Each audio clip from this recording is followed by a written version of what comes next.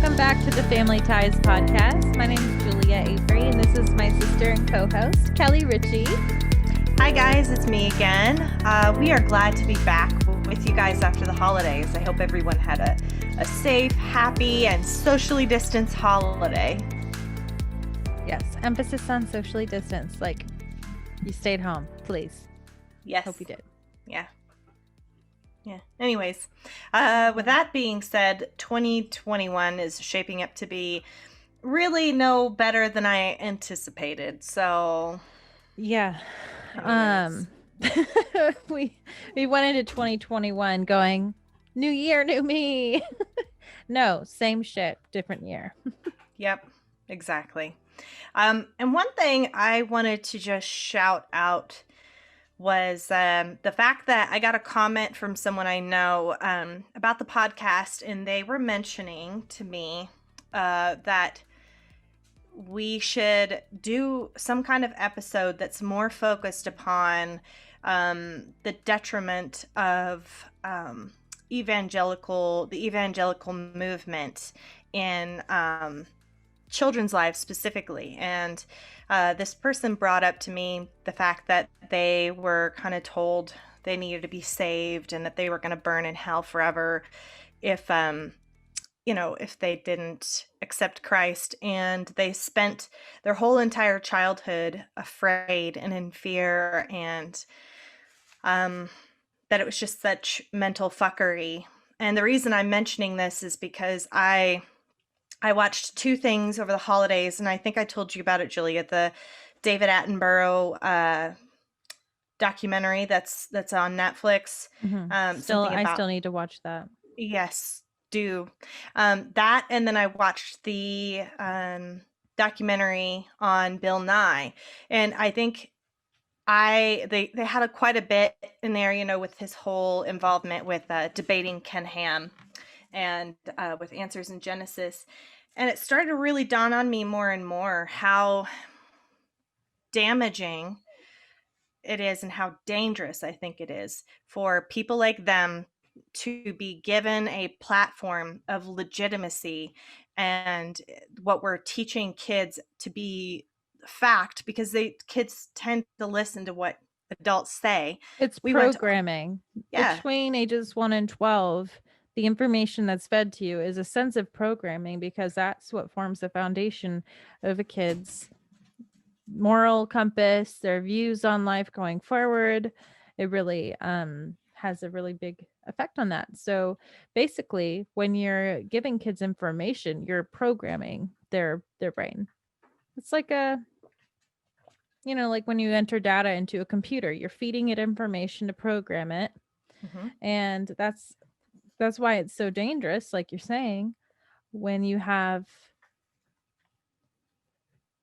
certain evangelical movements that feed this stuff into kids' heads before they even have a chance to discern and make their own assumption.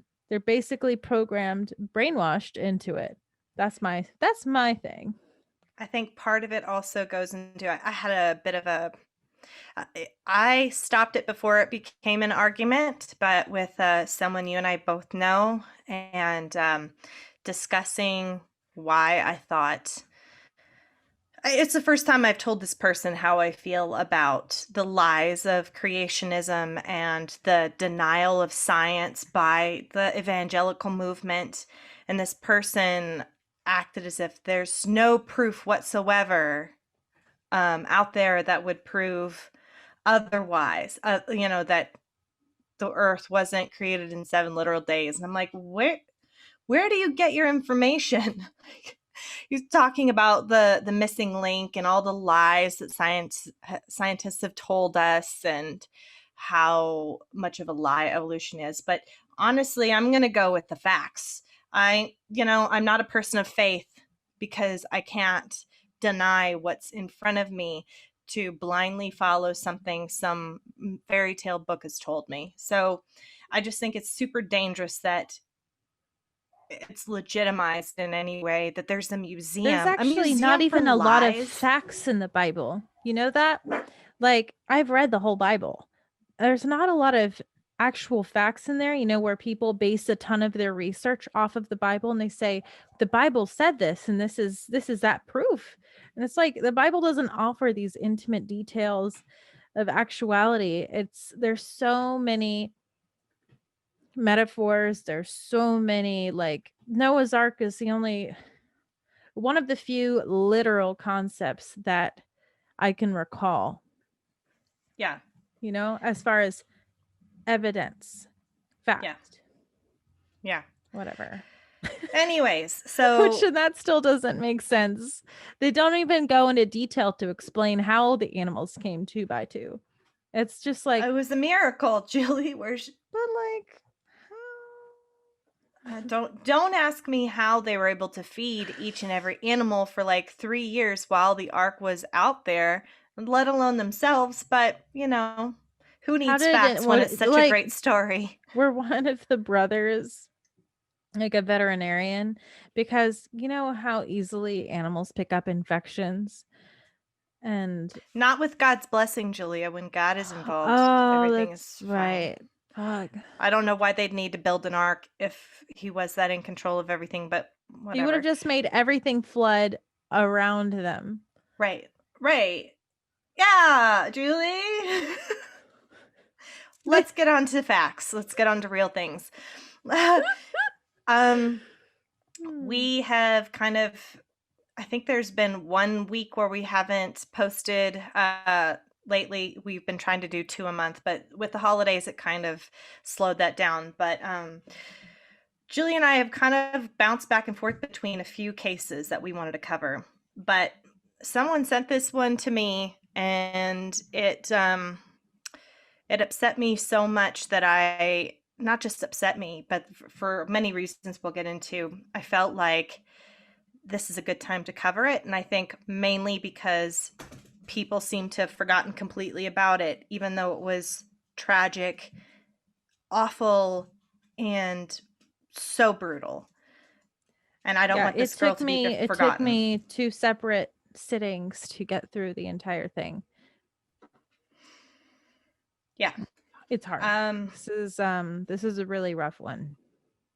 I think one thing I'm going to start introing every story with is just that reminder to you all that I haven't seen the numbers for 2020 yet, and I'd be curious to see what they are. But before 2020, 4 to 7 children die every single day under conditions similar to the cases that we have been covering. And some of it, a lot of it has to do with the lack of manpower for CPS, but also just where CPS straight up fails, as well as parents and the law. I feel like we have to do better. And in order for us to keep hounding on you guys with all of these facts, it's like, this is important because I think this 2020 is going to be a record year for child mortality. Absolutely. Because, COVID driving everybody to be in, stay at home. Mm-hmm. You've put a lot more children at risk, a lot of women at risk for domestic abuse. Mm-hmm. Like these kids that have been forced to homeschool that were going to school in the first place, and it's put a lot of people in positions of upping those numbers. And I got a comment on our website, and I would read it if it was in front of me, but it was by somebody who basically was saying that none of the things that we've talked about has anything to do with homeschooling, and that we should feel shame for pushing our political agenda. I will post it. I will approve and post it and respond to that, because that's fine. We encourage everybody to comment and say stuff. But I would like to say that this case today isn't necessarily a case that's based on homeschooling. Our whole point is that, coming from where we came from, homeschooling was the reason that the abuse was allowed to continue, and the laws surrounding that. Yeah, the laws. It's a huge catalyst. Yeah, and we were completely without any protection because there's no safety net for It is children. And devoid of outside, um, oversight. exactly. Okay. So we're going to keep hounding on these stories, but I want us to start to, like, it's not just for the shock and awe of this. I want people to not forget these kids. And I recently have been in touch with the mother of the Rayleigh Jolyn Browning, and she can't talk on the podcast yet because of the court hearing, and she wants to make sure that they see the justice that needs to be seen, so she doesn't want to mess anything up or put the trials at jeopardy. So she will be speaking with us after the trials are over, but she did say that she would get me in touch with the people who are putting Rayleigh's Law back on the table to be passed. And I want each and every one of us to push and to go and sign that petition and to demand that it be passed. And yeah, we're not going to forget these kids. We will talk about them. And if their stuff is still pending in the legal realm, we are going to revisit it, because these kids do not deserve to be forgotten. No. Covered on the news one day, and then later there's no need to cover it because it's not sensational anymore. So Yeah. I would like to honor these kids. I'm right there with you, Kelly. All right, Julia, so who are we talking about today? We're talking about Trinity Love Jones. She reached 9 years old. She looks so sweet. She looks so precious. It said that she loved to write, wanted to be a YouTuber, and that she was like really smart and cheerful. So it makes it extra tragic. She just seemed really pure. Yes. So the circumstances of her death are really disturbing. The headline is that find the exact date. So on March 5th, Trinity's body was found partially stuffed inside of a large duffel bag near the entrance to an equestrian trail in Hacienda Heights in California. The killing shocked the community, and the child's identity wasn't confirmed for nearly a week. Thousands of tips poured in from across the nation. So this is one of those things where everything about it's just super tragic. But there are a lot of cases that seem to have like a focus on a certain kind of abuse. mm-hmm. But hers checked every box, it seems like. All the boxes. Ooh, it's heavy. So it looks like her mom and her mom's boyfriend were the two that have been charged with this murder. And it is a murder. And what is kind of haunting me right now is that even though this happened in 2019, I think stuff with the court proceedings have probably been stop and go because of COVID. But they still have not released the cause of her death. So there's a lot of different factors, and one can kind of guess anywhere on the spectrum of what it could be. But even till now, I mean, it hasn't been released. And another thing that haunts me is that there's been no other updates. No. I can't find any news more recent than last year on this. And so maybe her cause of death has been released somewhere local in California, but I can't find it. No. So I mean, it's still a recent murder. So, I mean, it takes sometimes years for court trials to go through. Like, so it's going to be hard. It's and it's extra frustrating because it's like we need to bring attention to it while it's current, and it's hard when we don't have all the data on these recent cases. So, I mean, we don't have that formal cause of death, but there were the notes in there that the person performing the autopsy wasn't able to put all of his findings on a single graph. He had to have multiple graphs because she was so covered in injuries from head to toe that he had to do multiple graphs to record the injuries, which is mind-blowing. And she was 9 years old. And to top off what Julia's saying, the evidence shows that the girl had been abused for months. Trinity had been beaten, denied food. She was bearing an infection on her feet that made it hard for her to wear shoes. I mean, prosecutors early at the preliminary hearing outlined the series of serious injuries the girl suffered before her 2019 death and provided new details, including text messages and videos that led investigators to suspect the girl's mother and her boyfriend of killing her. So, I mean, it is dark. I mean, especially... I'm at least glad that it's not in question. It's saying that, like, the judge, I think it's Superior Court Judge Mike Camacho, he had decided that they were that the evidence showed that they were guilty of systematic abuse and neglect. So it's not like really at least a hearing of are they guilty? No, this is at least decided, yeah, they're guilty. And I think there was video and picture evidence as well that incriminated them in abuse as well.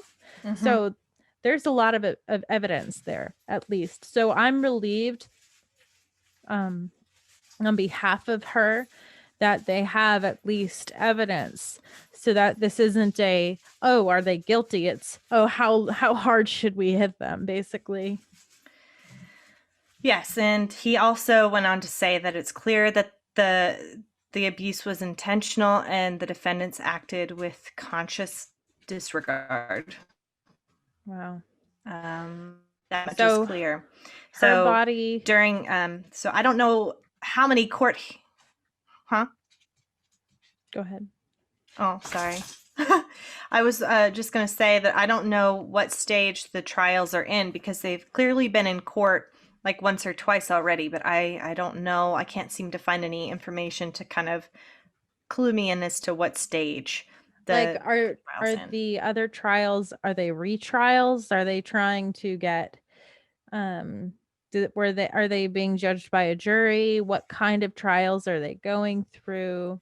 There is more information later on that we'll go through, but they have not submitted any pleas. I mean, it's basically, there's just no denying it. It's just going to be a matter of them trying to get the lesser sentence. Right. Sorry, go ahead. I interrupted you. And they're not married, so they can like come out against each other. Because I think in some states, I don't know if it's national or not, but I know there are in some cases that some people will get married, so they can't excuse me, I've got to sneeze. It's like right in my left nostril. I've been sitting here yawning. Okay, I'm good now. Okay. Anyway, so I think that's a thing. So because they're not married, like, they can totally testify against each other. Right. But sometimes I feel like that warps the truth, because that's one defense team trying to go against the other defense team and try to, Clearly, though, in this case, as much as I know that the mother is guilty, as we go through some facts, I mean, and clearly they were both in on this abuse together. That much I will not deny. But based on his history, I think I'm pretty positive he is the one who murdered her. Like, I mean, it was like, just what constitutes the murder? I mean, the starvation, the beating, like, they're both complicit. But in court, investigators read aloud some text messages in which Hunt wrote Graham and let me see here. Hunt is the man. We're just going to go by their last names because I don't want to give them any more humanity than that. But Hunt is the boyfriend and Graham is the girlfriend. But they wrote in texts about punishing the girl, Trinity, and complained that she kept urinating on herself. And Graham texted Hunt, Trinity is going to get it after one such incident. Now, let's just stop for a moment and remember that urinating and wetting the bed tends to be a sign of abuse. A pretty good indicator of both physical and sexual abuse. Yep. So,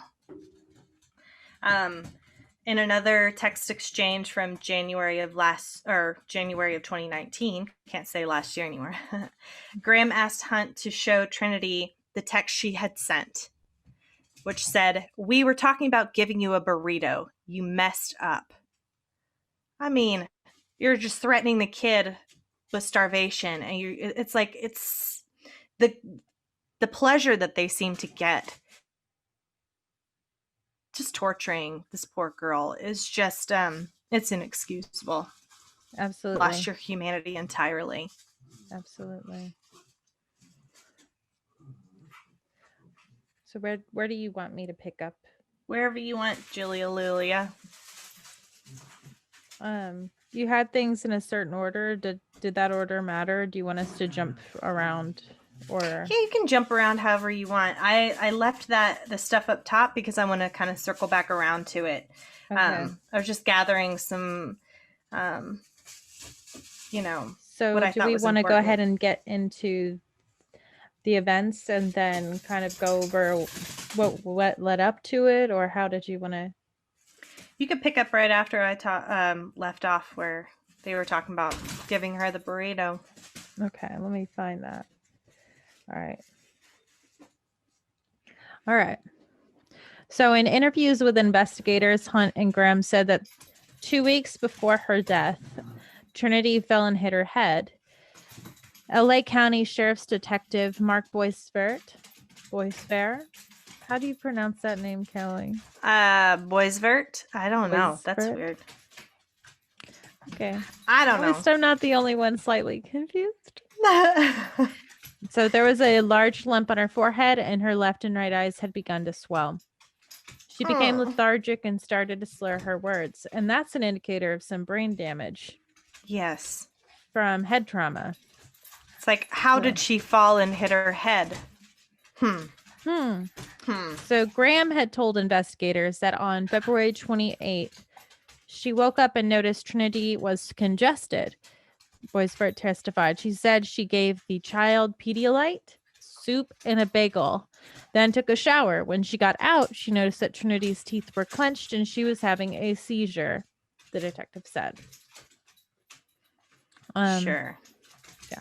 I mean, I'm sure that some of that's true, but I think we can tell that the whole feeding the child is probably a lie since they were actively starving her. Yeah. That afternoon, Graham went to work at a dollar store while Hunt waited in the parking lot. Trinity was in the back seat of the car, sleeping. So they say. When Graham got off work about 9:30 p.m., the three returned to a hotel and Hunt carried the child back to the room. Later that night, Graham checked on Trinity and noticed she wasn't breathing. She told authorities her first thought was that Hunt had placed a pillow over Trinity's face while they were at the SUV earlier that evening. So she thinks that Trinity was killed before they carried her into the hotel. I mean, yeah, none of it's making sense because clearly. Why does she suspect that? And why, if she suspected that, wouldn't she have checked, when he was carrying her into the hotel? Like, why did she wait to check? Like, if she suspected, then like. Well, if you think about it, it's kind of like when. And that's very specific. Remember when Madison Sather was like, her story was two different ways. Like, first she said she walked and stepped over the James Alex thinking that he was sleeping on the floor. And then in the next thing, she's like, I think thought he's he was dead. dead, and I texted someone and said, I think he's killed. I think Sasso the Third's killed him. It's like, which one is it? He's resting or he's dead? Right. So, but like her what she suspects seems like a really specific Yes. thing. Like it's not just, oh, I think he might have killed her. It's I think he might have smothered her face with a pillow in the SUV, meaning maybe that's exactly what he did and she saw him do it. I just want to know, like, if she did have a seizure, if any of that is true, and she had that seizure, why on earth would you still go to work and your boo is sitting in the car, like in Why the didn't they parking take lot? her to the hospital? Right. Why? He has time. He's clearly not working. So No. what's he doing? Just chilling in the parking lot. If you're They having should a have full taken like, her to the hospital immediately. She should have called out of work to be at the hospital with her kid. yeah, I don't think either of them had any intention of allowing her to live either way. Whether No. it be she had a seizure and they're like, well, we'll just see how it goes, which I don't believe. I don't believe it about the seizure. Sorry, the dogs are literally going nuts behind me playing. It's okay. Did you hear that? Yes. But I think it's just one of those things where if she's unresponsive in the car, like there's just parts of the story that are missing and will be missing until these trials are over. But I need to know what happened. Yeah. I just do. Absolutely. There are a lot of holes based on their mismatched testimonies. Yeah. So Hunt told investigators that he woke up about 3 a.m. on March 1st and noticed that Trinity was not breathing. He said he and Graham freaked out because of their criminal histories, but told each other, we didn't do anything wrong. So they knew she was dead at that point. That much seems pretty Yes. clear. Yeah. So what he is talking about, what Hunt is referring to, is that he was very convicted. Incriminating criminal history. Yeah. It was very specific as well. Hunt was convicted of felony child abuse in San Diego County in 2005 and was sentenced to 12 years in state prison. So before I go into her criminal history, I'm going to go back up to the top here. Because well, hold on. What was the rest of it? He has a prior conviction for involvement with a minor. No, that's her. That's her. So, you cut that out. I sound stupid. No. But his felony child abuse, I looked it up and let me just define it for you.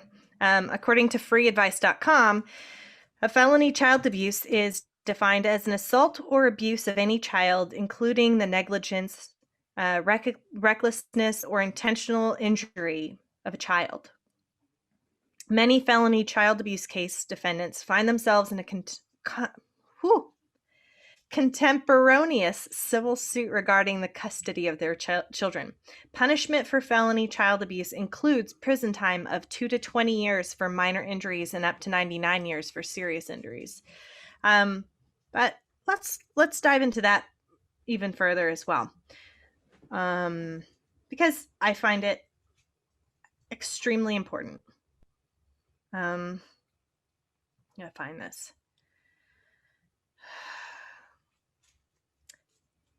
Okay, so there are documents that detail the malnutrition and abuse a 3-year-old boy suffered at the hand of his father, who is now facing murder charges in the death of a 9-year-old girl found in a duffel bag on a Hacienda Heights hiking trail. Hunt, who is 38, was charged with murder Tuesday, 2 years ago, in the death of 9-year-old Trinity Love Jones, who was previously convicted of child abuse in 2005 after his toddler son was found unresponsive, malnourished, and bruised at their San Diego home. Documents obtained by NBC7 on Wednesday describe the events of March 30th, 2004, when San Diego Police Department officers found the unresponsive 3-year-old boy and rushed him to Rady Children's Hospital Trauma Unit. The child had severe bloating and internal injuries to his chest, abdomen, back, arms, and legs. He was intubated and had several episodes of low heart rate and required drugs to bring up the heart rate. The Oh my 3-year-old God. was so underweight he was in the 3rd percentile for children his age and had old scars and bruises all over his body. Oh my God. A doctor told police the child had malnutrition that could only have been caused by prolonged neglect. Hunt was subsequently arrested on 1 count of torture and 2 counts of child abuse. Following the arrest, Hunt's partner at the time was interviewed about the child's care while in their custody. And when officers asked her if the couple punished the child, she admitted Hunt would spank the boy with a belt or cord about 4 times a week. She also described to the police how they would withhold food from the toddler as a form of punishment. A When he toddler. when he did eat, Toddler. the meals consisted of green beans and mixed vegetables. Meat was only given as a reward. He's not even 4 years old. A year following his arrest, Hunt pleaded guilty to 1 count of child abuse and was sentenced to 12 years in prison. The mom was ordered by the California Superior Court of San Diego County to attend a year-long child abusers treatment program because of the abuse she witnessed, but also was involved in because don't pretend she wasn't. Ugh. I'm sorry, Julia. You're not even the parent of Kira, but if you saw either of them withholding food from her, do you think for 1 second you would let her stay in that situation? Do you think for No. 1 second? No. No. Not at all. So I'm sorry, I don't feel bad for this lady. No. For what she saw, what about what happened to her baby? Exactly. So anyways, I wanted to get that out of the way because I want to put some perspective on this because I just want to know how he was allowed to get away with 12. Just 12 years seems very small to me in comparison to the crime. Like, the punishment does Right. not seem to fit the crime, and him being able to get out again and murder a child, have access to fathering or being there in a that close with another child. How the hell did that happen? So Why? People get charged more for marijuana possession. Like, what and the and fuck? and needless to say, even if he did serve, I don't know if he served that entire 12 years, but let's just put it this way. If someone goes to prison for something like that, I don't believe that person should be allowed to have a child in their care in Mm-mm. any capacity. I No. feel like there should be some kind of Kind legal of like trouble they can get kind into. of like a sex offender registry, Mm-hmm. something similar, but for keeping them away from children. Because if you get out, even if you've served your time, clearly there's some kind of emotional or mental issue that that person has due to their own past abuse at the Mhm. hands of someone else. That whole starvation, like almost killing your own child, there should be no way in hell you get your hands on another child. I'm sorry. Mhm. No, I'm not sorry. The thing is I'm so sick of people talking about the rights of the individual. But here's the thing, you pass on your rights the minute that you beat, hurt, or kill children, or women, battering women. Those are patterns of behavior. You don't just serve time and be like, I'm cured, I'll never hit a No. kid again. No, it's a cycle. So without correct supervision, I don't think they should be allowed. I'm No. sorry. No. They have to have another person, like a designated person with them if they're going to, like, if they're already a parent and say the kids need to have time with their father or their mother, have a designated official that is monitoring their Yeah. interactions, Yeah. is there with them, that they're So not here's left alone So with here's the somebody. case where he already has that record. That record should already have been enough of the red flags that there were needed for this little girl to have avoided being killed at their hands. So to me, this is on our law Mhm. and judicial system at this point. Yeah. So anyway, what about her? What about Graham, Julia? What's Graham got under her belt? Hold on. I'm scrolling through on my phone. I'm trying to find where it is.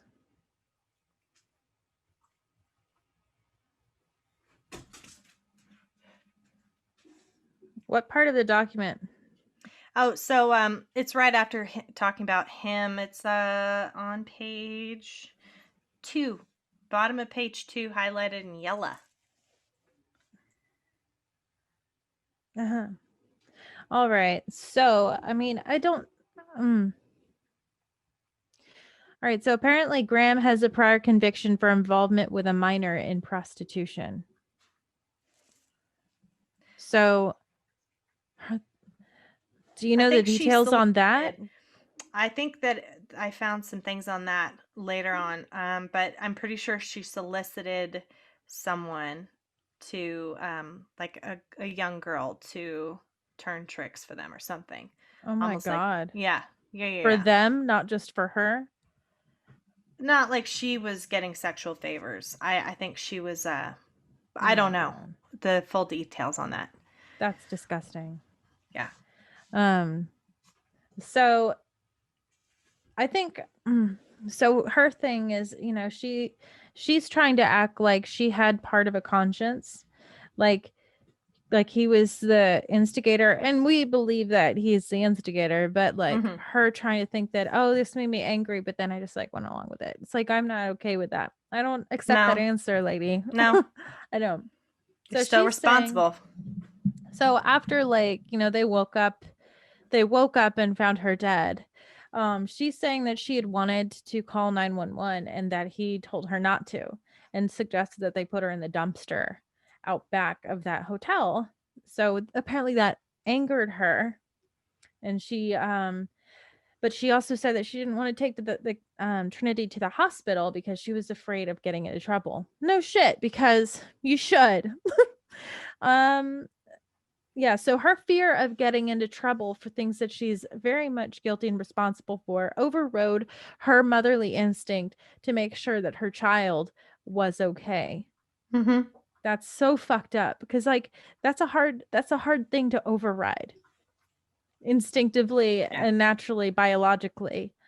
You know what I mean? Knowing that life or death kind of hangs in the balance. That says a lot. It says a lot about you, and there, I mean, whew, I'm sorry, but can I also ask about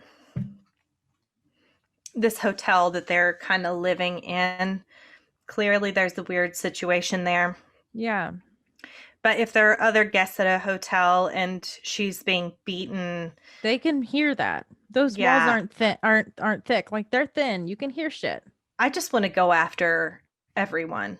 Everyone who heard something, didn't say something, saw something, didn't say something. All of Because, you oh, it's their guys. business. So they need to deal with it because it's their business. I mean, I struggle so much with wanting to hold those people accountable and having to be at peace with the idea that a lot of the people that could have probably saved her life. Mm-hmm. Somebody that heard it going on in the hotel room next door called the police, had her removed from them, placed at least in the system so she's getting food, she's getting care. I They just could have have put a stop to to it. be okay with the fact that the only necessarily the only repercussions they'll face is just the deep shame, and I hope it haunts their waking moments. So Um, not everybody gets their just desserts, that's for sure. yeah, That's hard. it is. Um, so, you know, if at least we don't have just their testimonies against each other, what their version of events is. At least we have surveillance footage from like both the motel and from like a local Walmart. There's footage of them walking to the car from the motel with her body wrapped in a blanket. and then them at Walmart buying like shovels and stuff. So premeditation is going Yes. into this. Yes. This isn't an accident. They are covering up because of guilt, because they have done something. They have murdered her and they're trying to hide it. That's not It's an not just accident. You based on don't their respond previous that way criminal if it's an records. accident. Right. I mean, the starvation, the physical abuse, and the scars, they know that if they report this, someone's going to ask them those questions. Like, what did you do to this girl? And they don't want the repercussions. They don't want to have to face the music. And that's the ultimate sign of a coward who has spent their time preying upon someone who is so much smaller than you, with so much hope, genuine, hope for the future, and just being a child. I can't even fathom that mindset. Mm-mm. No. So funny. I mean, to add on to this, Graham, the mom, this whole time had an ankle monitor on. Yeah. Tracking everything. Their Well, and then they were movements. also spotted at the Mm. discount store purchasing the rollaway duffel bag that was identical to the one she was found in. It's like, Yeah. there, I have there's another no person to be here. angry with. The person that comes by to check in on the ankle monitor data and stuff. Like there are people that are supposed to check in on that, right? To make sure like didn't they witness Trinity's Sorry, guys. Hold on a second. Someone came in the door and now they're freaking out.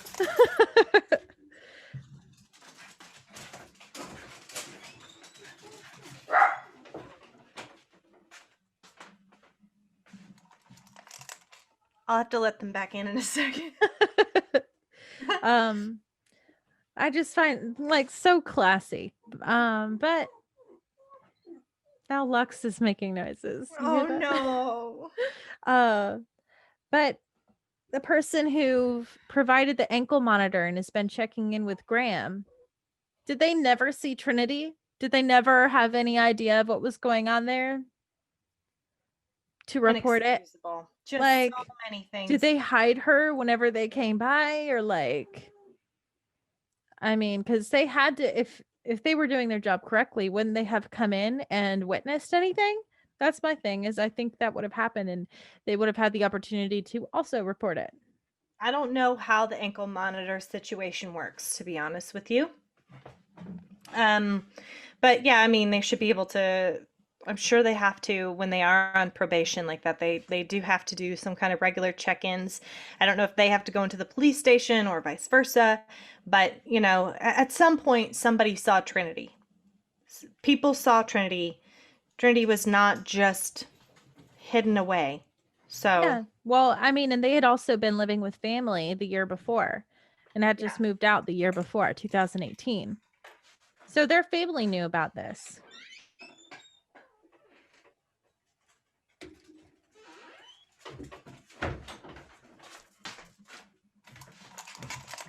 exactly. So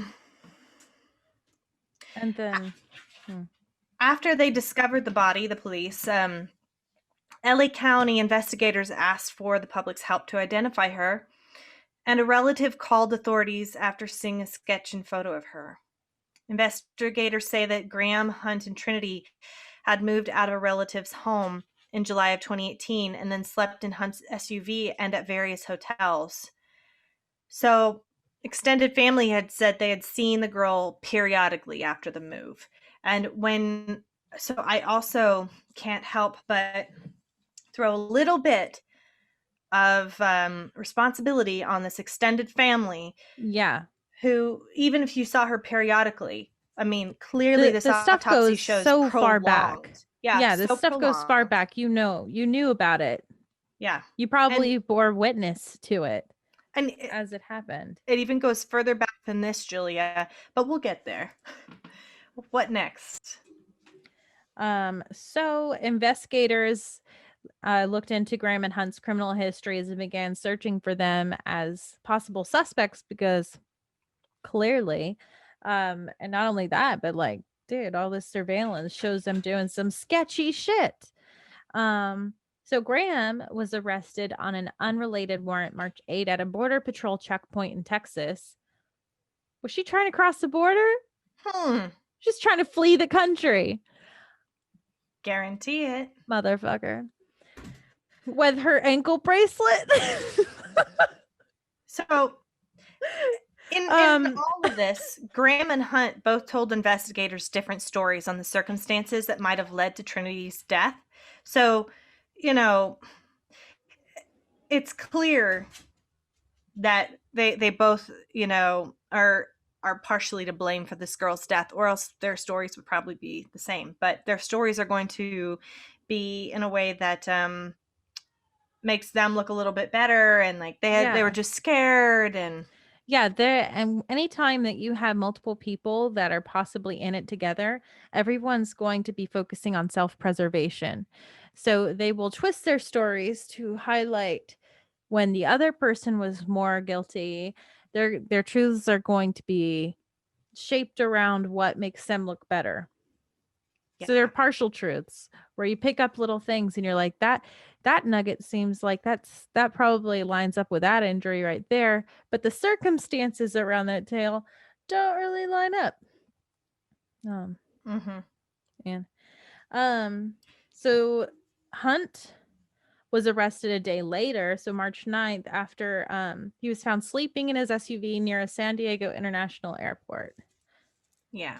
And the rest of this stuff we've kind of we've gone over, but I think one thing to cap off this portion of the article I found is that NBC7 News spoke with Hunt's estranged father, who said that his son's prior child abuse conviction could have played a role in Jones's death. It could have. I would say yes. No shit. Stating the obvious here. So, if he is convicted, Hunt is going to face up to 55 years to life in prison.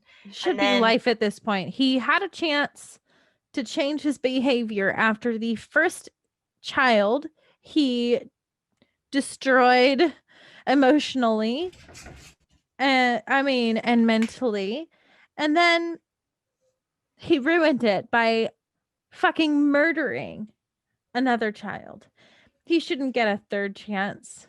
No. A third child in the possible future, as in nasty old man? No. Fuck no. So I'm going to skip over the part here about her funeral, just to kind of go over the crux of, I think, so many of these cases we cover. And this involves the many failings of social services. Now, how did they fail Trinity? 8 years before before Graham was charged with killing her daughter and dumping her body in Hacienda Heights, she was accused of abusing and neglecting Trinity when she was 1 year old, according to a report from the LA County Department of Children and Family Services. Like, a baby. Fucking baby. The report includes an allegation of sexual abuse because Graham was a registered sex offender, said Michelle Vega, who's public affairs director for Child Services. She said that Child Services found the sexual abuse allegation unfounded and the allegation of neglect inconclusive. Oh, my God. Trinity appeared to be a healthy nurse, developing appropriately without any signs of trauma or abuse, and was visibly bonded to her mother, according to a statement from DCFS.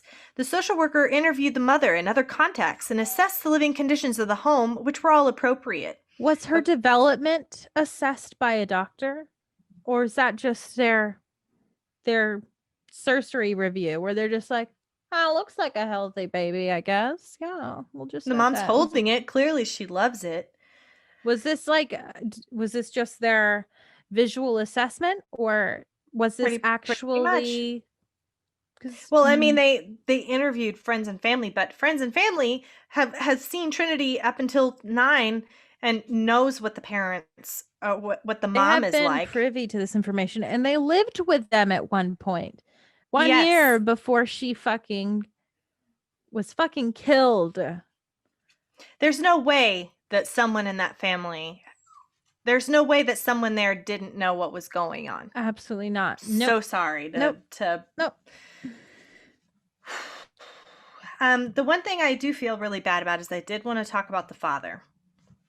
Um, I found him on Facebook, I think, and I would really like to reach out to him. Oh, I'm so tired. Oh. but, um, but he posted some stuff on Facebook about it, and it kind of wrenched my heart a bit. But and this kind of goes into what you and I were just talking about, Julia. But he says it's crazy how I have heard nothing about a little girl's body being found stuffed in a suitcase until this morning, but so many people have. This was my youngest daughter who I had been reaching out to only to have conflict. Why would you not take her to her dad instead of killing her? Antonio Mariel Marquis Jones, I probably butchered that, stated that Trinity had been bouncing from family members and was living with his baby mother's sister. So, I mean, there are so many lines that have been crossed here by different family members. So she'd been bounced around from place to place.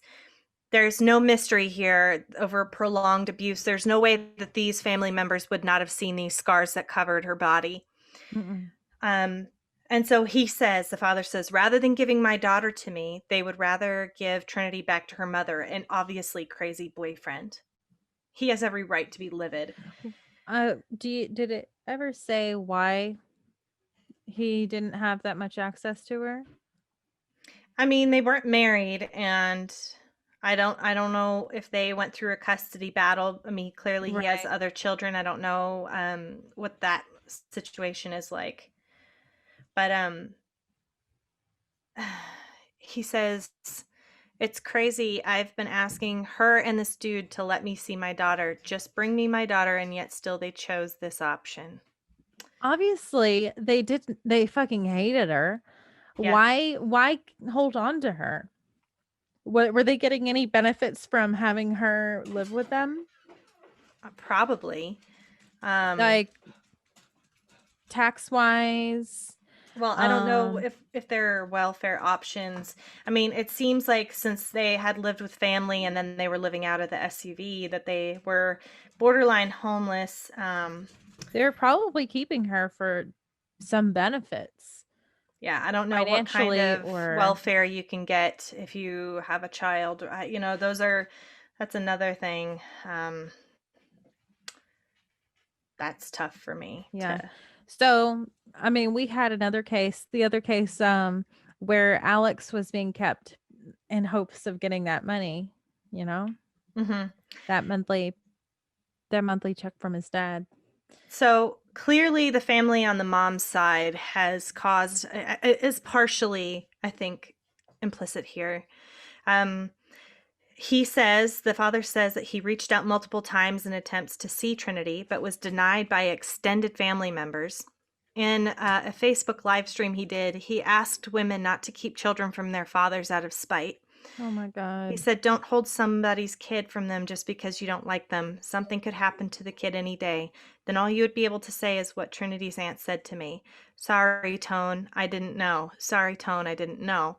This is the same auntie that made it very, very difficult for me to see my daughter. Now you tell me you have all these pictures you can send me of Trinity. Before I didn't have no pictures of her. Oh Just my god. tragic. I mean, so the family is partially the Graham's family is partially at fault here. Absolutely. Absolutely. They perpetuated the cycle. Yeah. Uh, as we sort of go towards wrapping this up, Julia, do you want to kind of talk about her life celebration? I watched every video I could that was covering all this, and I mean, One thing I will say is that I saw a video where the news was covering the one of the first court hearings, and it got really rowdy. Like family people were shouting at Hunt, and like had to be removed from the courtroom. It's all been very emotional, and I'm wondering if those people were on the father's side or Graham's side or both. But there is a lot of fucked up family issues going on here that have played a role in this girl's death, and I think hopefully all of them have taken a long, hard look at themselves. Yeah. Where is the life celebration? Um, On here. Bottom of page 5 into top of page 6. I don't have, it doesn't give me page numbers. Oh.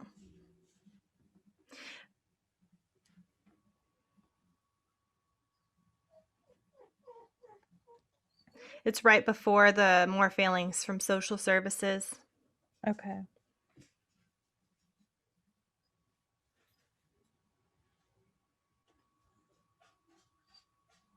Okay. So from her funeral, where it says this precious 9-year-old. Mm-hmm. All right. So at her funeral, it was said, this precious 9-year-old girl at her own celebration of life has been able to gather people from all walks of life. Something has to be said about this brilliant young life with the capacity to transcend generational borders and surpass economic, religious, and even political party affiliations. Those who know her well would argue they're not surprised about the surplus of people in attendance today. The funeral attendees were also invited to bring a new children's book to be donated in Trinity's memory to children in need, Trinity's father said. I Oh, think. man. Wow. And we still don't have the exact cause of death, but as it lies right now, that is the information that I could find. But I want us to just take a moment to think about the life of a little girl who had so many dreams and so many hopes. And I know, no, I'm not trying to make all kids seem like angels. I know that there are some real Kids can be difficult. Kids can be trying, naughty, for but sure. nobody But here they're is. children. I mean, the one thing that she seemed to have against her by these two people was wedding herself. But then you look at the mom who has a record of the sexual abuse and the prostitution of a minor. It just goes a long way. And just trying to think, what did this little girl see in the short time span she was alive? And still, I mean, she was found in a shirt that said future princess, and princess is scratched out, and that says hero. And for her to be found in that, it makes it even worse, just because if you see pictures of her, you just see this little vibrant. There's videos of her dancing in church. They were talking about how she just loved to dance for Jesus, and she's just full of sweetness. If everyone does this case, it's justice, proper justice. She can be a hero through her story, really helping to make change in our systems to help at least decrease the amount of times this kind of abuse happens to other kids. Yeah. So maybe she was a hero in the sense that she is the tale for other children. Yeah. I think it's it's hard to get any satisfaction from this because I don't know what's happening, and we're going to keep looking, and we will kind of circle back around to all the ones that we've covered so far just to see where some things of these stand. could take a couple years, like 2 years, because anything dealing with the courts gets so delayed, so backlogged. I mean, But one thing I learned in broadcasting and television production when I was doing that at Western is that in the news, it has become part and parcel for, of course, you're going to cover something that is attention grabbing, salacious. You're going to cover anything that's bad or terrible, and you're going to focus on that. But here's the thing: is they focused on it for like what, a day or a week, until they may have covered it a few separate times. But now that a year's passed, no one's checking back in. There's no updated news. It's like it fell off of everyone's radar. And this is how it happens. Like, I want to know each of those. I want to read something about each of those 4 to 7 children that die every day in this country. I want us to get so sick of seeing it. I wish it was all in our faces all the time. Yeah. It's bleak. People don't want to hear about it. Because when something's loud, you tend to do something about it. Like the squeaky wheel gets the oil, right? Mm-hmm. Yeah, it's true. Well, what I do want to close this out with, Julia, is just to say that this is a new year and we are renewing our promise to all of you to cover these tough cases, no matter how long it takes us to finally read and digest through all of the information and research. But this case in particular, I still I'm going to reach out and do some other things because I really want to get to the bottom of what's going on there. And we are going to keep you posted on Rayleigh's Law as well and let you know where to go, what to do. But in the meantime, if you could rate and review us on whatever platform you're listening on. Julie, what should they give us? Like a star to 5. 5. 5 Only or 5. 9. 5 or none. 5 or nothing. She drives a hard bargain. I love each and every one of you. Please join the family, rate, review, subscribe, all those things. And we will be back with you guys again soon. Thank you.